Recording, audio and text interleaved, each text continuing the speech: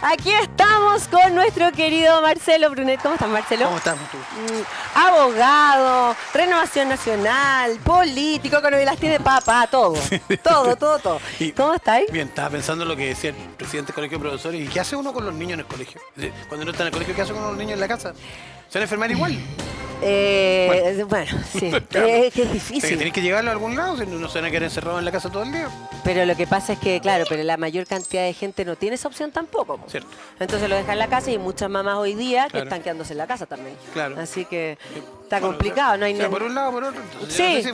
no sé si es tan buena solución, digamos. Lo que pasa es que en este momento no hay solución. Es como que está como todas las cosas. Terrible. Como que sin... Probablemente una de las cosas trágicas que tuvo la pandemia es que nos concentramos tanto en el COVID que nos desconcentramos de todo el resto. Sí. Y hoy estamos pagando la consecuencia. Sí, pues exactamente. Oye, Marcelo, bueno, lo que nos compete. Segunda cuenta pública del presidente Gabriel Boric, eterna, ¿cierto? 217 minutos me parece. Sí. Y el equivalente a 3 horas y 37 minutos, que es el equivalente a 4 álbumes completos de Pink Floyd. ¿Hiciste el ejercicio tú? Yo lo hice, ¿Hizo el soy- ejercicio? Yo soy ñoño y me dediqué a sumar, digamos, el lado oscuro de la luna, más el The Wall, más el Animals, más otro más, digamos. 4 álbumes completos. Ahora, Más o menos el mismo ritmo, o sea, música progresiva, fome. Lo que pasa es que sí, bueno, ahí empecemos con el análisis porque muy largo, pero poco contenido en el fondo. Es como, como habló tanto, pero en el fondo como que no dijo mucho. A ver, ahí. Ahora, ¿cuál es la evaluación que tú hiciste de esta cuenta? Lo primero, hay una evaluación genérica. Sí. Los que son opositores siempre van a decir que todos los discursos del oficialismo son malos. Los que son oficialistas van a decir que todos los discursos del presidente son una maravilla y hay que aplaudirlo de pie. Yo creo que es innecesariamente largo. O sea, en el siglo XXI yo dudo que una persona que trabaja pueda tener 3 horas y 37 minutos para ver un discurso. Yo por lo pronto, No, al nadie. igual que tú, digamos, Tuvimos que hacer repeticiones. uno tenía que hacer otras cosas, no deja de verlo. Por lo tanto, hablar mucho no significa decir más necesariamente. Eso Claro. es lo primero que objetaría, un tema de forma. Y por eso hacemos el tema de los minutos y cuánto. Lo segundo, respecto a los contenidos. Uno, por supuesto, siempre echa de menos algo. Uno echaría más énfasis en el tema del delito. Entiendo que la palabra terrorismo, por ejemplo, para referirse a la situación de la Araucanía, no se mencionó ni una sola vez. Sí, una vez. ¿Una Usó- vez dijo la palabra? Sí, de hecho ¿Ya? eso ¿Ya? llamó la atención porque en algunos de los análisis dijeron, una vez al principio lo llamó por su nombre, terrorismo. ¿Sabes dónde está el punto? Porque yo no lo tenía registrado. En las 77 páginas del discurso original no aparecía. Probablemente ok. este fue un Sí. cambio que él hizo a última hora, digamos, Sí. que las 77 páginas se incrementaron mucho porque él también se salió de improvisación varias veces. Digamos. Por lo pronto en una de esas improvisaciones hubo una cosa bien dramática. Él se encontró en la entrada, digamos, en la Comisión Pórtico se encuentra Sí. con la senadora García, María José... Perdón, con la senadora Gatica, María José Gatica. Y la senadora Gatica le plantea una situación que está ocurriendo en su región.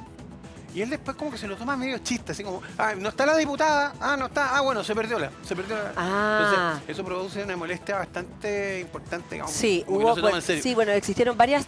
Otra situación también que tiene que ver con el ministro cuando habló del tema de que era homosexual Así y que en el fondo ha sido atacado por eso. Nunca fue. Nada que ver, o sea, como... ¿Y por qué también es raro? Porque sacar un tema de la vida tan personal de una persona en un discurso, en una cuenta pública, Yo no tengo claro si el ministro ha hecho él alusión a su vida sexual.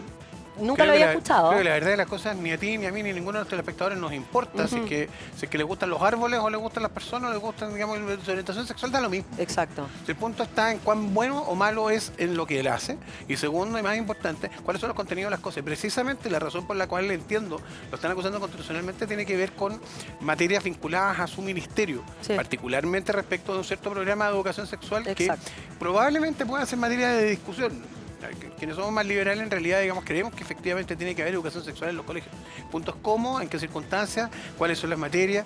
Yo tengo niños adolescentes y por Dios que uno valora que efectivamente exista también un impulso por parte de los colegios de enseñar bien ciertas materias que probablemente los niños, por las razones que sean, no siempre tienen la confianza para conversarlo con los padres. Sí. Eso está bien. Ahora, ¿cómo se hace eso y cuánto se hipersexualizan los niños es un tema? Y entonces, eso probablemente sí sea materia de acusar constitucionalmente a alguien, pero lo que no lo es, claramente es su orientación sexual. Y ayer yo creo que el presidente Boric se equivoca, porque claramente nadie puede ser, vamos a decirlo en forma coloquial, nadie puede ser sacado del closet de esa manera.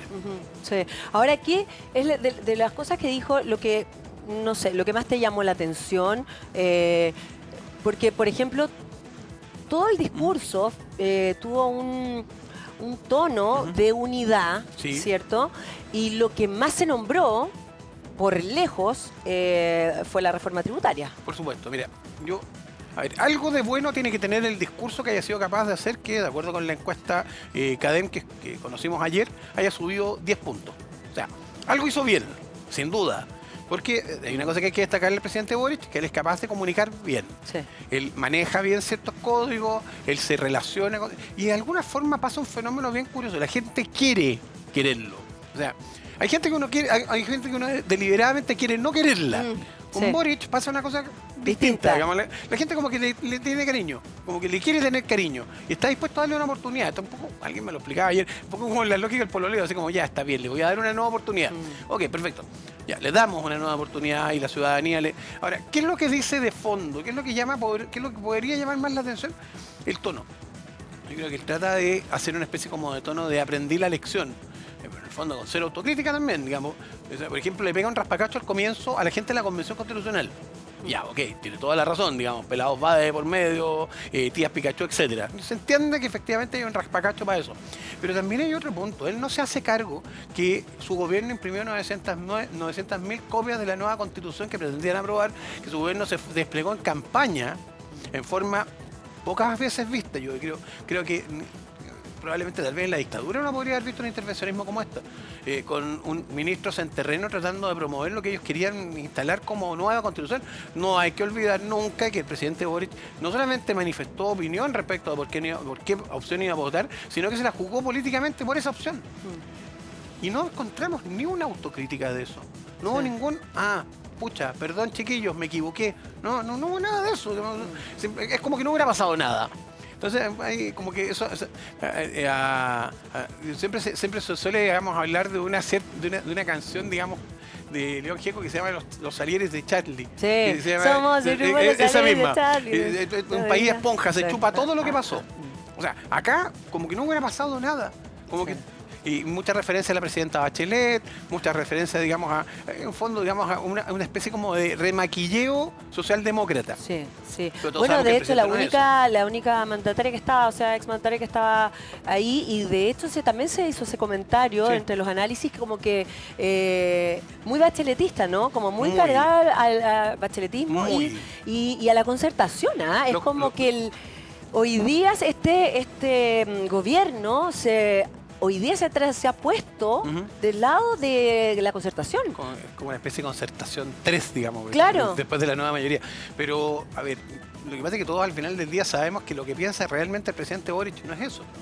Hemos hablado tantas veces de esto, Sí, digamos. sí, El presidente Boric, el principal crítico del presidente Boric es el diputado Boric de antaño, digamos. Y sabemos que el diputado Boric habría sido particularmente duro con este presidente. Sí. Presidente que no tiene... Yo creo que el problema que uno evidencia, digamos, en determinados grupos de la política. El presidente Boric no tiene consistencia. Un día se va para este lado, pero el día siguiente se va para este otro. Un día dice que va a financiar todo, va a financiar el CAE, después dice que el CAE depende de si tenemos reforma tributaria o no. Un día dice que vamos a tener una reforma de pensiones, y después dice que la reforma de pensiones depende del aumento, digamos, de los tributos. La verdad es que eso no es hacer gobierno, eso no es consistente. Uno lo que espera de un gobierno es tener ciertos parámetros claros. Ok, esto se va a hacer, esto no se va a hacer. Claro. Esto queda para el próximo gobierno, porque yo no soy capaz de hacerlo. Pero acá lo que están haciendo es también hacernos caer en un truco que es bastante curioso. Al comienzo, hace un año atrás, Giorgio Jackson decía de que el programa de gobierno del presidente Boric estaba circunscrito a si se aprobaba o no se aprobaba la nueva constitución. Bueno, perdieron, se acabó, digamos, eso no fue, por lo tanto hoy día tienen que replantearse. Luego, hoy día, el presidente Boric dice todo el programa social que nosotros pretendemos implementar depende de si aprobamos o rechazamos la reforma tributaria. Reforma tributaria que ya se rechazó, por lo demás, y ahora se va a tener que volver a Ya se habla de un acuerdo ahora. Claro. Sí. Entonces, Acuerdo a tributario. mí me parece que es como, digamos, un poco como el cuento del tío.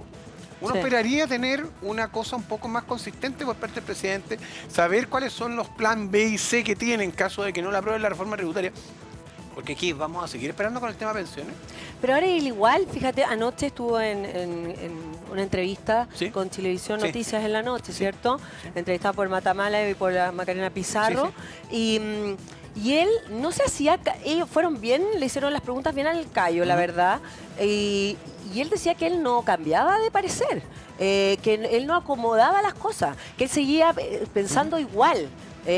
Pero que era importante ver las necesidades ahora de realmente de los chilenos y que eso sí era más importante que lo que en algún punto, en un principio, era la idea que tenían de su programa, ¿cierto? Pero también si uno lo analiza y digamos, los de su partido o la gente de su bando y hace un análisis después de lo que él habló en la cuenta pública, dirían que frío, dirían...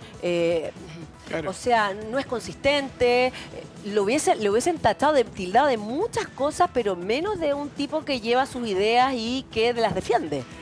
A ver, si yo voy contra el tránsito por Vicuña Maquena, por poner una calle, digamos, puedo pensar que yo estoy en lo correcto y que los demás van contra el tránsito, o puedo pensar, lógicamente, que soy yo el que está contra el tránsito. Sí. El presidente Boric varias veces ha estado contra el tránsito y varias veces como que pretenden dilgarle la responsabilidad a otros. Yo creo que este es uno de estos casos. Él dice que no se contradice. Los hechos están a la vista. Evidentemente él ha ido cambiando. A ver, cambiar de posición no es algo que esté mal. Lo hemos hablado hartas veces acá. No está mal cambiar de posición y cambiar de opinión. Es lícito, es legítimo, es válido. Pero uno tiene que tener por lo menos dos cosas claras. Uno cambia de opinión cuando tiene consistencia en lo que está cambiando. Y segundo, cuando uno se da una explicación de por qué cambió. Sí. Y acá en este caso, con Boric, no pasa ninguna de esas dos cosas. O sea, no tenemos una consistencia porque el día de mañana podría volver a pensar lo mismo que pensaba antes. Y segundo, no tenemos ninguna justificación, ni una explicación, ni menos una pedida de perdón de por qué él criticó tan amargamente lo que hoy día está abrazando. Entonces, sí, de hecho también el tema de los derechos humanos, ¿cierto? De las cosas que también pasaron la semana pasada, que tiene que ver con, bueno, Silva, que hizo un comentario, a mi modo de ver, espantoso, porque nadie puede apoyar, ¿cierto? Lo que pasó con Augusto Pinochet, ¿cierto? Entonces, como que uno decía, uy, ¿qué está pasando acá? Y por otro lado también el no ser consistente. Entonces, bueno, habló de todos los temas. De todo. No, se pasó todos los temas. Pero con algunos énfasis más de algunas cosas que en otros, digamos. O sea, de verdad yo hubiera esperado un énfasis más grande en delincuencia, por ejemplo. Ese es el principal problema que tenemos los chilenos hoy día. Delincuencia y económico. Delincuencia y economía también. Bueno, economía hablo más. Pero delincuencia, que probablemente es lo que nos tiene aterrados a todos. Yo te contaba, digamos, de que varias veces, digamos, mi familia ha sido asaltada. Ahora hubo más asaltos entre medio, digamos. Así que, no, y el tema también de los descuartizados, las cabezas, que aparecen que eso obedece al narco, evidentemente. O sea, por eso sería interesante también ver un análisis real de las cosas que están pasando, porque el que aparezcan descuartizados, cabezas, etcétera, eso no es un... No, un buen síntoma. No es un buen síntoma, y por otro es un muy mal síntoma y muy grave, que yo no sé si realmente se nos muestra lo que significa eso. Ni tampoco se le están tomando el peso. Pero mire, tú tocaste un tema, digamos, que está relacionado. El presidente, en lugar de mencionar aquello, en lugar de centrarse en esos temas, prefiere él meterse en una discusión con un miembro del Consejo Constitucional, o sea, Silva, como lo mencionaba hace un rato, respecto de Pinochet, respecto a los 50 años nuevamente, respecto a ese Pinochet. A ver, yo coincido con tu punto. Yo creo que lo de Silva no es razonable. No. Nadie puede a estas alturas, con los conocimientos que sabemos de cómo ocurrieron las cosas hace 50 años o más, uno no puede a estas alturas decir que efectivamente él tiene una admiración por Pinochet. Alguien me comentaba el otro día, con mucha razón, que esto de autodefinirse como cristiano y seguidor de Cristo, y por otro lado, digamos... tener, digamos, una adoración o una idealización respecto a un dictador en cuyo gobierno se asesinaron a 3.000 chilenos y desaparecieron varios más y se torturaron a miles, digamos. Claramente creo que hay una inconsistencia. Pero una cosa es esto, el error torpe, si uno quiere, digamos, del señor Silva, y una cosa distinta es que el presidente de la República se transforma en comentarista. Claro. El comentarista podemos ser nosotros, está bien, digamos, pero él lo eligieron para ser presidente de la República. Y si hay algo de lo que él debería comentar, no es de estos problemas que nos generan más división, sino que más bien de lo que efectivamente estamos esperando respuestas. Sí. Seguridad ciudadana, cómo va a manejar la crisis económica, cómo va a manejar el tema de los brotes de influencia a los niños, por ejemplo. O sea, uno esperaría que efectivamente el presidente de la República se la jugara en los temas de verdad. Sí. Y este es un tema artificial que en el fondo lo que pretende es mantener divisiones del pasado. Sí, bueno, y de hecho, cuando el presidente de los empresarios, ¿cierto? bueno, le hicieron muchas preguntas al respecto de lo que pensaba y en el fondo él dijo claramente que para él que lo fundamental es que el país vuelva a tener un movimiento económico, que vuelva a crecer, etcétera, más con los números horribles que hemos sacado, que se han dado últimamente. Sí, yo creo que todo el mundo está medio apretado de plata hoy día. Yo no conozco a nadie. Yo conozco a nadie que te diga lo contrario. Me está yendo tan bien. Claro, y de hecho, o sea, en nuestro propio mundo, en tu mundo, en los negocios, en televisión, en todos los ámbitos, la gente no quiere invertir, está asustada, dice que quieren esperar hasta septiembre, porque en septiembre puede ser que algo. Y esa inversión que nosotros lo vemos en nuestro mundo, o sea, es lo mismo que está pasando con Chile. Evidentemente los empresarios no están invirtiendo y no quieren dejar sus platas acá tampoco. Es cosa que veamos cómo está la construcción. Es cosa, las mismas torres que uno ve paradas, digamos, hace no sé cuántos meses porque no se está construyendo cosas nuevas. Los proyectos que están parados de inversión, claro, el gobierno dice que la inversión extranjera empezó a aumentar después del plebiscito. Tienen toda la razón, empezó a aumentar después del plebiscito del rechazo.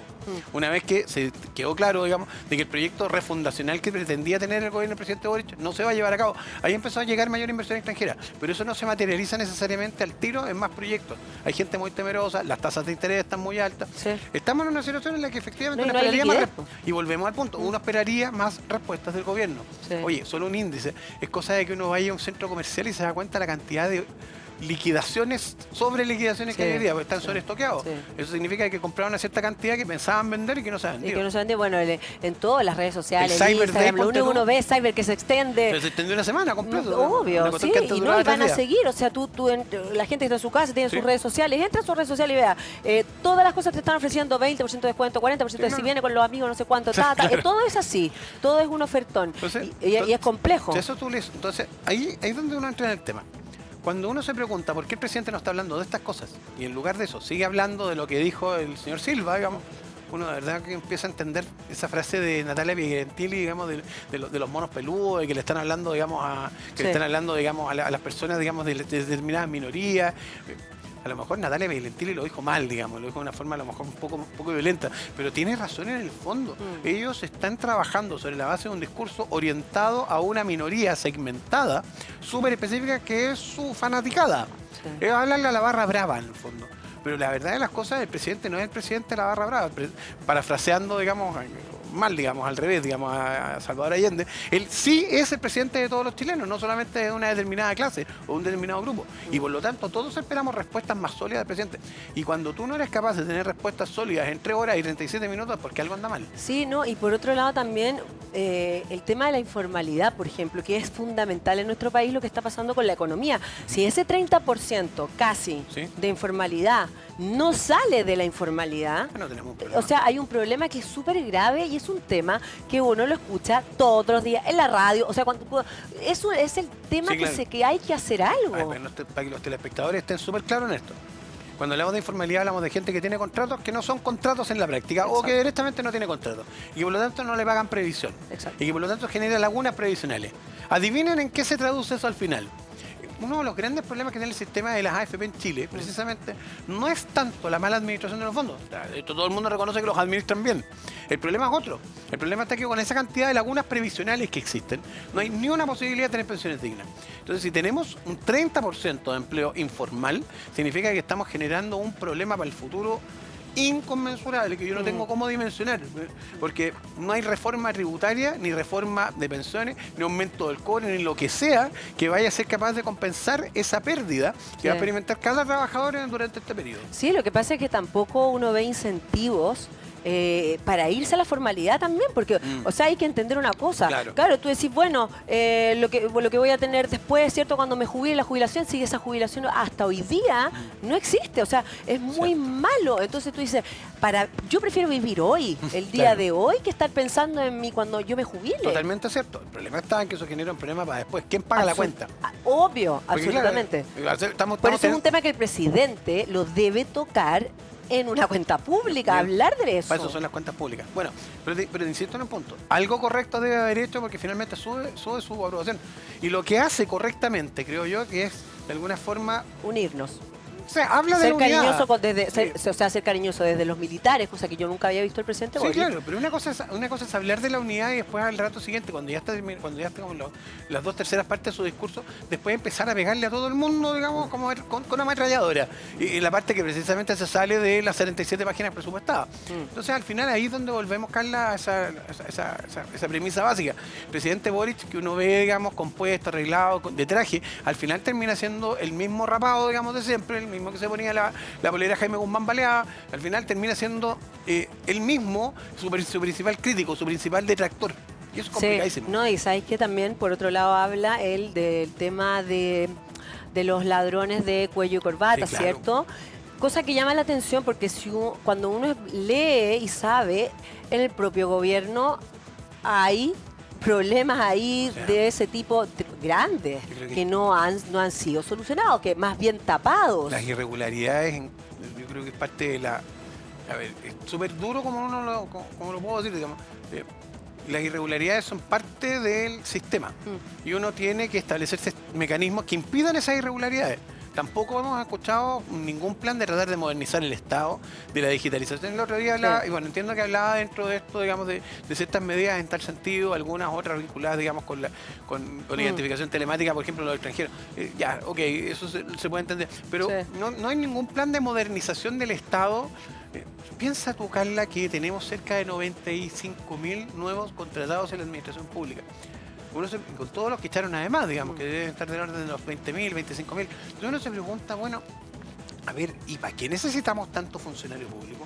¿Qué es lo que estamos pagando acá? ¿Qué servicios? Con la cantidad de funcionarios públicos que hemos contratado, ¿cuánto de la reforma tributaria podríamos estar compensando sin necesidad de tener que meterle la mano al bolsillo a la gente? No, sí, no, y aparte que también se decía algunos analistas que tenía que ver como con tapar el problema que tenemos con el desempleo. ¿Cachai? Es como... Muy a la Argentina. Sí, pues es como inflar la cifra, pero una cifra mentirosa. Vamos a terminar igual que los argentinos con el 29 comiendo ñoqui, probablemente. Bueno, no sé, por eso es un tema que también el tema vivienda, y después pasa algo que, claro, él hace su cuenta pública y después obviamente le preguntan a todas las personas que estaban ahí, escuchando, esperando, ¿cierto? Algunos, y incluso desde su propio lado, como claro, siempre. Sí. También le dijeron, bueno, ¿y de dónde y cómo? Y también lo otro que das un poco como de, no sé si susto la palabra, pero tú decís, todo esto, él podía hacer todo esto con una reforma tributaria que ya no se pudo ni legislar. Entonces ahora se habla de un acuerdo tributario, Claro. ¿cierto? Sí. Cosa que los economistas, los políticos obviamente los de la oposición, Sí, claro. dice que los votos no van a estar. Pero es que además los números tampoco... A ver, ¿cómo uno piensa en la mitad de una crisis económica en subir impuestos? Es contracíclico. O sea, hay autores socialistas, creo que Piketty, digamos, otros, plantean que efectivamente pueden hacerse estos contraciclos, digamos. Pero la lógica indica que no es así. Claro. Si te suben los impuestos, particularmente el sector donde puede haber mayor... Donde lo pueden resentir más, que la mediana empresa, la pequeña y mediana empresa, lo que va a hacer es aumentar el desempleo. Sí. Y es exactamente lo que no necesitamos hoy día. Sí, exactamente. Bueno, está súper entretenida la conversación. Sí. Vamos a hacer una pequeña pausa y seguimos conversando. Bueno, seguimos conversando con Marcelito aquí. Oye, Marcelo, mira, estaba leyendo distintas cosas que es cierto que se comentaron después de la cuenta pública. Y dice un vehemente llamado a lograr, dice el presidente, acuerdos transversales, en particular en el plano de las pensiones y las mismas reformas tributarias. Obviamente todo esto supeditado a que se aprueben, ¿cierto? Y que él iba a tocar todas las puertas esta semana para tener esas conversaciones que siempre hablan, ¿no? Esas mesas y esas... Bueno, ¿cómo ves tú las reacciones? ¿Cómo ves hoy qué va a llegar a pasar? Porque uno piensa cómo, por ejemplo, Republicano se va a poner de acuerdo con este gobierno. Uno puede entender también una cierta similitud, a los amigos republicanos no les gusta nada, pero una cierta similitud entre el discurso de ellos y lo que está planteando el Partido Comunista por el otro lado. Porque republicanos hasta a esta altura, digamos, diciendo que no van a aprobar ninguna reforma, que no van a hacer ninguna cosa, que en el fondo prácticamente no hay nada que conversar. Y por el otro lado, Guillermo Tellier plantea en el aniversario de los... Ellos dicen 111, en realidad son 101 años del Partido Comunista, en la que ellos plantean de que el gobierno debiera gobernar básicamente por decreto. dentro de las facultades del artículo 32 de la Constitución, el presidente puede, de repente, hay ciertas materias en las que puede hacerse un poquito leso, digamos, irse por el ladito, digamos, y no necesariamente pasar las cosas por el Congreso. Ahora, lo hacen obviamente porque el Congreso tiene minoría. Saben que no están en una condición de mayoría, que las cosas no se... Por lo tanto, tienen que sentarse a negociar. Y ahí es donde empiezan de nuevo las dos almas de la izquierda. El alma democrática, digamos, que está dispuesta a tratar de llegar a acuerdos, a tratar de transar. Probablemente, digamos, la cara más visible de eso es Carolina Toá, y el ministro Marcel. Pero por el otro lado, la otra cara, que es la de Guillermo Toledo, golpeando la mesa, digamos, y diciendo que no, que el programa hay que cumplirlo como sea, rajatabla, y que por lo tanto, si es necesario, digamos, que nos saltemos un poquito la institucionalidad, la hagamos. Eso desde la izquierda. Ahora, desde el otro lado, digamos, vamos a tener que ver cómo, una vez más, podamos hacerlo para poder llegar a los grandes acuerdos que Chile necesita. En esto, siempre la derecha ha tenido dos almas también, por así decirlo. Esto es una caricatura, son muchas más. Pero hay una que se niega a llegar a acuerdos bajo ningún respecto. Y hay otra que está dispuesta a, en algunas oportunidades, pagar el costo y poder conversar acerca de ciertos temas, buscar alternativas, que después de todo... No podemos perder 3 años de gobierno. Si en Chile, por ejemplo, perdemos 3 años más en la reforma previsional, significa de que vamos a aumentar la brecha de personas que necesitan pensiones dignas. Y eso significa, digamos, que en la práctica aumenta la pobreza, con una población que además está en la pirámide regresiva, por lo tanto tenemos más gente, cada vez más gente más anciana y cada vez menos gente joven. 3 años es mucho tiempo. Hay que llegar a un acuerdo y hay que llegar ahora. Hemos ido perdiendo demasiado tiempo en esto. Durante muchas administraciones, el gobierno de Piñera tenía un muy buen programa respecto a esto que fue rechazado y misericordiamente por los mismos que hoy día gobiernan. Antes, en el gobierno de Bachelet también hubo ciertos tironeos respecto al programa que ella proponía al respecto. O sea, necesitamos llegar a acuerdos. Ahora, ¿contaremos con republicanos para eso? Yo hago un llamado, digamos, que ojalá que sí. No por la acuerditis, no por tratar de llegar a acuerdo por llegar a acuerdo, sino porque hay ciertos acuerdos que son indispensables para Chile. Sí. Marcelo, te queremos agradecer una vez más esta conversación con nosotros y te esperamos obviamente la próxima semana, ojalá. Yo encantado, cuando ustedes me inviten, yo vengo. Listo, gracias. Nos vemos. Ya, que tengan un súper día. Igualmente.